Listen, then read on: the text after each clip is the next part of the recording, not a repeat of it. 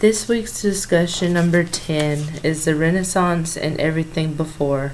Chapter 17 covers the Renaissance period and the Baroque period. The origins of the Renaissance art can be traced to Italy in the late 13th and early 14th centuries. The Renaissance era, which was a time following the Middle Ages, was also known as the era of the reawakening or rebirth of the ideals and achievements of the classical Roman culture. Many works of Renaissance art depicted religious images, including subjects such as the Virgin Mary or Madonna, and were encountered by contemporary audiences of the period in the context of religious rituals. Today they are viewed as great works of art, but at the time they were seen and used mostly as devotional objects. Many Renaissance works were commissioned as altarpieces for incorporation into rituals associated with Catholic Mass and donated by patrons who sponsored the Mass itself. Through the Catholic Church remained a major patron of the arts during the Renaissance, from popes and other prelates to convents, monasteries, and other religious organizations. Works of arts were increasingly commissioned by civil governments, courts, and wealthy individuals. Much of the art produced during the early Renaissance was commissioned by the wealthy merchant families of Florence, Italy. As the Renaissance era progressed, the subject matter ranged from religious-based art to art in which everyday life was captured in a more detailed and realistic or humanistic manner. For my first example, the image can be found on page 293. It's figure 17.8. It is the marble sculpture of David created by artist Gian Lorenzo Bernini in 1623. Here it is right here. If you can see it, it's right here at the bottom. It was created during the Baroque period, which ran from about 1600 to about 1750.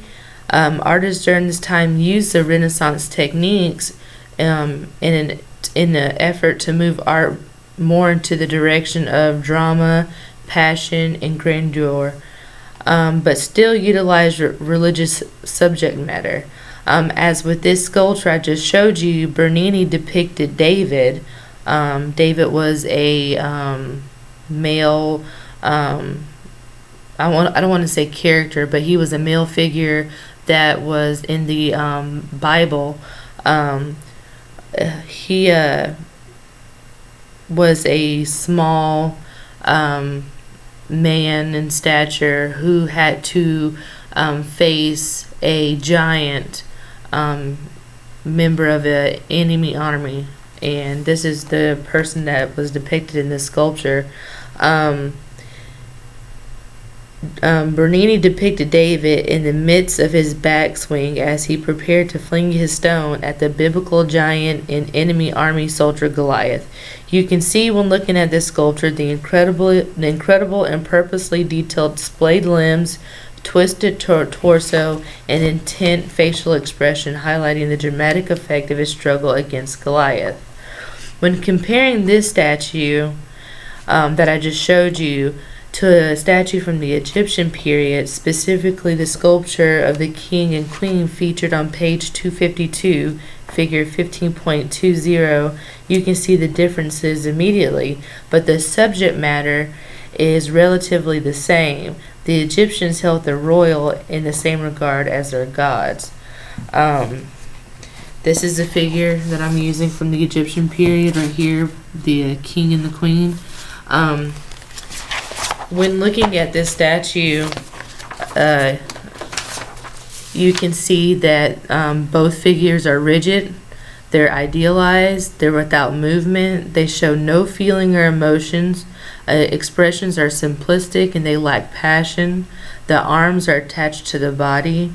A sculpture block was placed at the feet of the two characters displayed on the statue. For technical reasons, it was utilized for stability of the sculpture and to give it strength and durability over the years.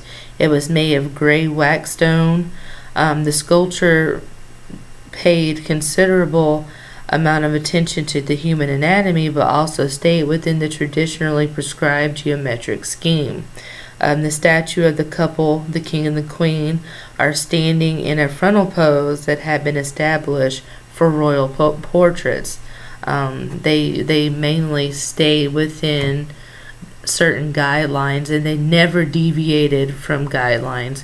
But as time progressed and we entered the Renaissance era, things begin to change, and as things begin to change, it greatly influenced Western society's art today.